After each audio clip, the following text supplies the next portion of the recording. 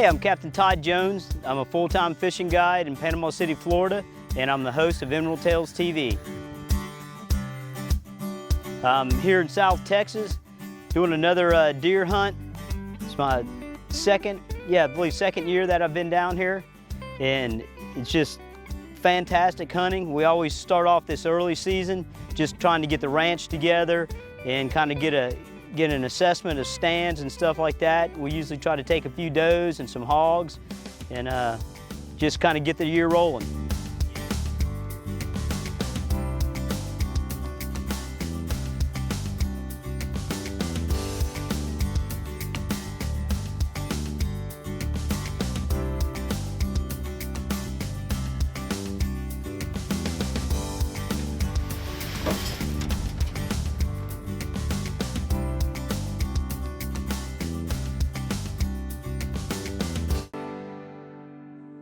All right, well, the first afternoon here, got on a big, what would be a food plot, or it will be a food plot.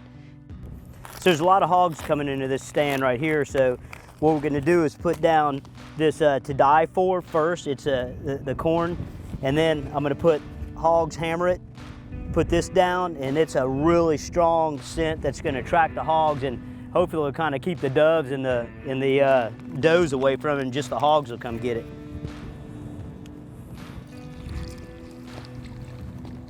It's a very powerful long-range attractant right here.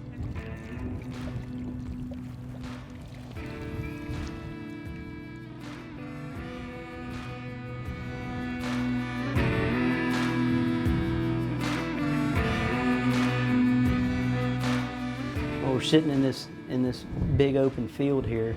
It's actually really cool because it is just thick mesquite and all these other bushes I can't pronounce around here. But this is a nice cleared field. I think the real name is like the watermelon field, but I'm not really sure. Nothing really going on except for thousands of doves. There were doves all over the place. We saw a doe, a pair of fawns, and they just kind of meandered around the whole field, just not really. I think they didn't want to come out on that field because it was so hot, so they kind of stayed on the edges in the shade. So the first afternoon was a little slow start to the 2019 season, but the second afternoon, things picked up a little bit. On the second afternoon of the hunt, our luck changed a little bit. You know, we had a little bit of a rainstorm that came in, cooled things down just a little bit. Right after that rain left, we had one lone doe, which is actually what we're looking for. One doe all by herself, a good sized doe, and so we were able to take her.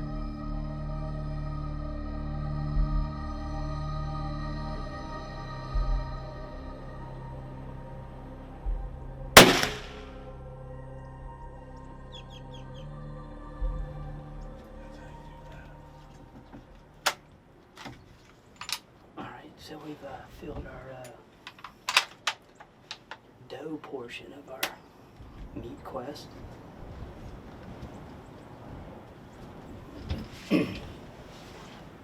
Just had a pretty mature doe come out.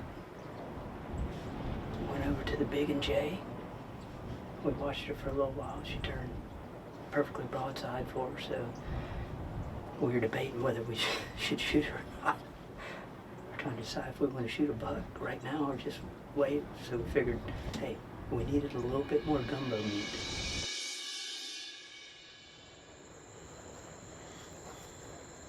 Well, you slammed out, Todd.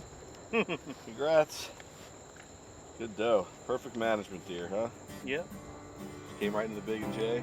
Well, she came underneath the stand. Oh, really? She came underneath the stand and then smelled the Big and J and walked right awesome. to it.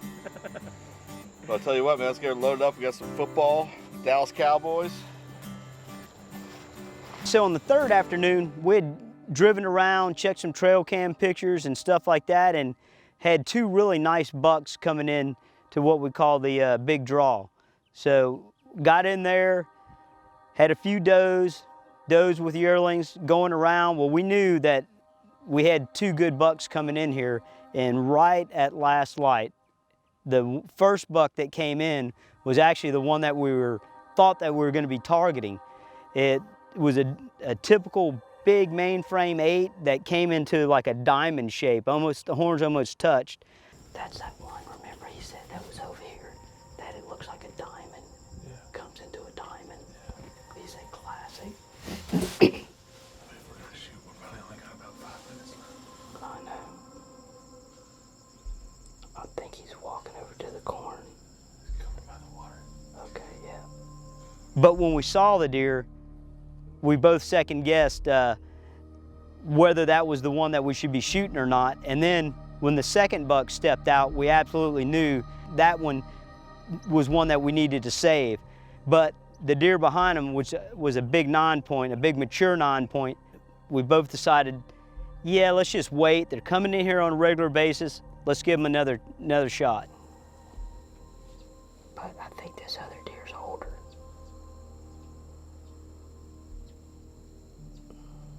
Our whole focus for the next couple of days turned on that deer.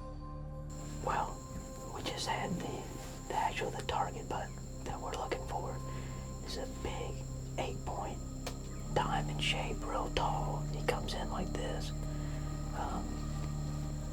The dilemma was another buck came in behind him that was a much bigger body, and we're trying to decide which one, if we should shoot that other one. And then it's right here, last light, and we just both decided we'll go look at the footage tomorrow or tonight and come back in here and see if we can really look at him a little bit better on film and look at him and hopefully get him tomorrow.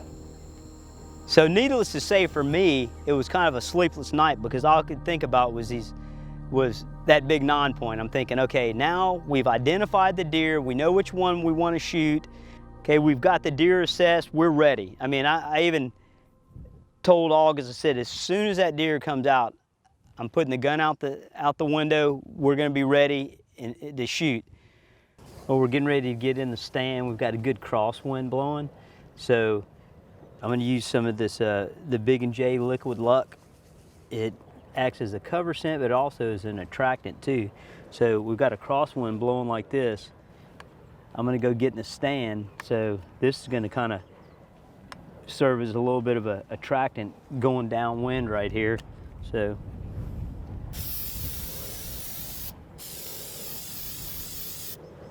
spray a little bit on this so it kind of hangs around.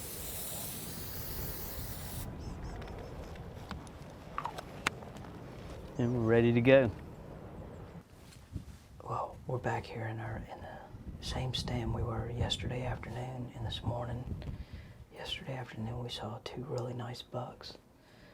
Got some good footage on them, but we elected just to go back and look at that before we tried to take one of them, so we made an ethical decision just to film them and then really make a good assessment of them. They've been in here, 2 sits in a row, so we kind of know where they're coming from, so we're gonna be ready for them this time.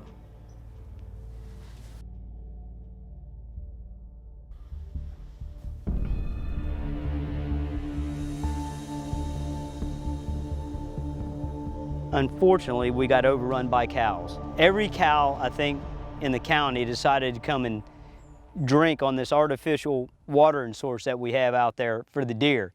They didn't read the sign. I wrote one on there that said deer only, cows drank anyway. So as the cows are moving off, lights fading, and all of a sudden to the right of me, a herd, and I mean a giant herd of hogs come running through there. They were, I don't know, 30 or 40 pigs.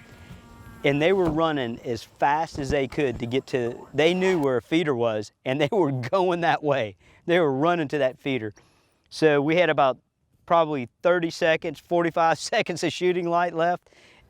So all the hogs get down there around the feeder, and I'm looking, trying to pick one that's like not together with everyone. So there's a nice sized black one just to the right.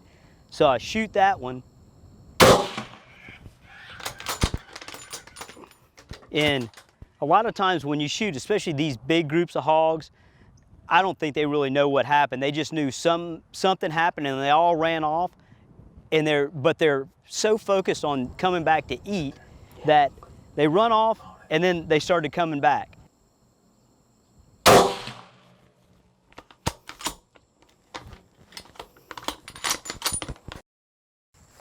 Well, everything kind of worked out pretty good today. We lost shooting light to be able to shoot over where those bucks had been coming into, and just about that time, I don't even know how many pigs there were. There, I would say at least 30 of them. August says, "Look, pigs!" And I'm thinking they're at the feeder. I look on side of us, and they're just a line of them just running down there towards that corn. They saw that doe out there, and they wanted to make sure they got some corn.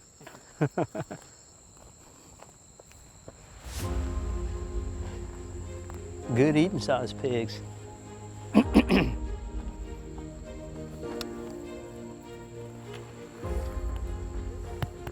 Perfect little eaters right here. I think that's a little sow. Yeah, that's a little boar, but just good eating size.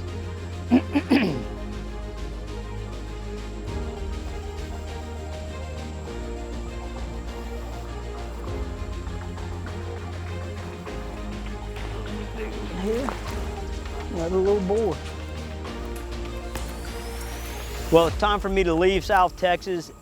As usual, I just enjoyed everything about being here. The campfire, the cooking, the camaraderie, everything's just awesome. We didn't get that buck that we were trying to get, but hey, it gives me another opportunity to come back later on in the year when it's a little cooler.